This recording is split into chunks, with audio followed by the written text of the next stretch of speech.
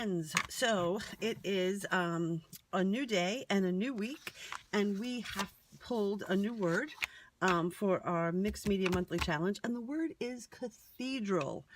I think that's fun. That's exciting. That kind of takes us into a whole different sort of dynamic of architecture. Great fun. But with that said, I thought with the word cathedral, I want to go back and sort of go over 1-point perspective and 2-point perspective. So in 1-point perspective, I want to show you this picture. Now, we all know this picture as the Last Supper. Renaissance thinkers, you've got Da Vinci, you've got Michelangelo, and you've got these thinkers that just come up with this stuff. Wow. So they come up with this perspective tool that helps artists make everything look realistic.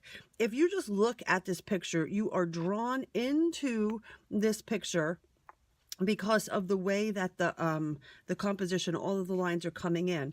All of the lines are coming into this focal point, and the focal point is Christ. That is not an accident. That is absolutely intentional by the painter. So here I want to say the focal point is going to be somewhere about in here.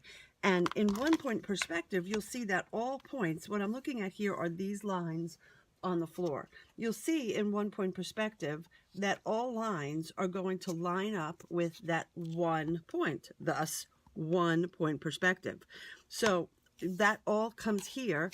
In addition, if I keep my finger there as the point, you'll see that all of these lines as well, I missed my point, are going to line up with, I'm getting too wobbly, sorry, but you'll see all of these points on top are also lining up to this 1 point.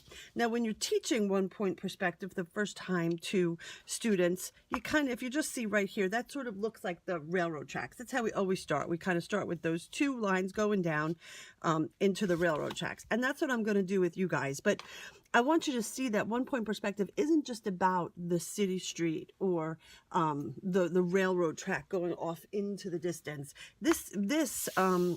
He takes a whole scene and creates around it. Now, I want you to notice that your verticals are always staying absolutely vertical in this. If they get wonky, then the perspective is going to go all off.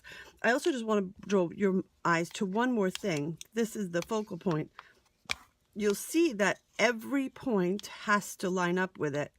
So here, even the pictures on the wall in the upper room are all lining up to this 1 point. All points are pointing to Christ. Okay, so in 1-point perspective, what does that look like for us? So I'm going to have 1 point, and literally everything is going to come into that point. So here, if I'm going to do railroad ties, you see how that's going away? Let me come down here a little bit. Just like in the painting, I'm going to have my ties. Now up here, they're going to be closer together because you're not going to see, like down here, they're going to be, your verticals are always going to stay that vertical, right? So here, they're going to be sort of farther apart. Put one down here. And, you know, like I should kind of measure them out and look, but because look at that's just not right. But that's okay because this is just a quick video to show you what I mean.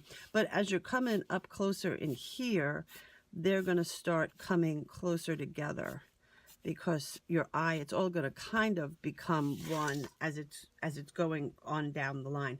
So that is 1-point perspective. Now, 1-point perspective doesn't always work. Sometimes you have to go into many more points, but for the ease of our lesson and our assignment this week, I just want to look at 2-point perspective. So what happens when you've got more going on than just this? So if we look at this building, you'll see that it's not really 1 point. 1 point, I'm struggling. I can't make it work. I don't get it. So here, I want you to look at this line right here. This is our defining vertical. Everything on this side is coming over to a point over here. everything on this point. Now this one, it can go off the paper. It can be a vanishing point that is someplace off the paper. This one's coming off to a vanishing point way over that way. So you see how I can do this, and then I have to get the point right. So you just have to kind of find where the point is. That's not it. So it might be way off my page. But the good thing about drawing is that you get to pick where your vanishing point is. So in rendering this, David Macaulay has everything. You see how all of these lines are all going off to that point. So here the lines are going to be going up because the point is above them, the made up vanishing point. Here all your lines are going to be going down because of that made up vanishing point. Here the vanishing point is very far away because you see that it is going to be really way off the page if you kind of draw these until they converge, because this is such a wide angle, almost straight. You can imagine that it's just going to go on for a bit of a while. Okay, so see, now that, I don't want to get sidetracked, but that is looking up at one point, and that's looking up the buildings. Like, it's so fun. Perspective is really a fun tool once you can get your head around it. Play with it a little while before you start on your cathedral, because in my experience, 2-point perspective is attainable. Once we get to 3-point, I've had students' heads explode right before my very eyes. It's so very, very, very sad. Okay, so I'm going to have 2 points. I'm going to put one here, and I'll put one here. I want to say to you, your straights have got to stay straight. Do not make them go wonky. Your straights are straight, okay? So I'm going to make a box right here. So I'm going to come down so it's easier. So I've got a straight. Everything on this side's coming to this point. So I'm coming over here. Just going to hold my point and bring my ruler down. And then I'm going to come, everything on this side's coming to this point. We've got 2 points, right? So I'm going to come over to this side. And I'm going to come over to this side. Now remember that my straights stay straight. So here, I'm just going to match up with that one. If I had a T-square, so I should just use a T-square, right? Because everybody's saying, well, why don't you use T-square, Lisa? Well, look, here I am. So T-square, what it does is it latches onto the top of your paper so that your straight stays straight. But you see, I don't have enough of a lip on my paper to have anything for it to catch on. So, all right, there we go. So there's 1, and there's 2. Okay, so now I've got the bottom of my box, right? But now what am I going to do about the top? Now here's the crazy thing. This is where everybody's head kind of goes, wah, wah, wah. This side cannot go to this point and make it look like anything, right? If I come to this point, that is not helping my box in any way. It has to come over to this side. You see that? And this point has to come over to this side in order to make a point. Just do it. Just it doesn't make a bit of sense to your head. You just got to do it. Do it this way. Well, first you got to make sure your marker works. That's always helpful. So here, and then this side, I'm going to have this side come over to this one, and then voila, you've got a box. And then you can shade one side of it, and using this tool, you can start constructing a building. And at 8 minutes, let me just play with 2-point perspective for a little bit. Let me show you. If I put my, can you see both of these? So if I put my points way out here, I don't want to write on my mat with a permanent marker. What the heck, why not? So if I put one here, it's not even going to write on it. Okay, one here, I don't want it to stay on the film, and one here. So here I'm coming off of the page because it does not need to stay on the page. And then I'm going to bring it up above the vanishing points, okay? Because where you start is going to make a different structure. So here, I've got it coming this way. My marker's running out. And now I'm going to come over to this one. So you see that I've got very big vanishing points, which is not beneficial because it's gonna, you know, if you have a small point you can line up to. A big old point leaves a lot of variances on the angle. So okay, now remember you've got your bottom, so what are you going to do? Ding dong dong, ding dong. You know, that's that whole Jeopardy thing. You're going to have this one come over to here and this one come over to here. So here I'm going to come bump, bump, bump, bump, bump, bump, bump. There it was. See, it's still early. Listen, I had not had enough coffee yet. And now this guy is the end is going to come, oh, I just moved my vanishing point, is going to come over to this side. So just do it. That doesn't even look like it's going to make sense, but look, once you draw it, it really does make sense. So that's your next box. So you see how changing where I put it in terms of those vanishing points is going to change what happens with my box. So let's do one really dramatic. You ready? We're going to go with really close vanishing points. And let me show you what happens with that one. Oh, so let's do this one. What if I do it? Goodness gracious, I am right smack in the middle of the vanishing points. Don't panic. Do not panic. It's going to be all right.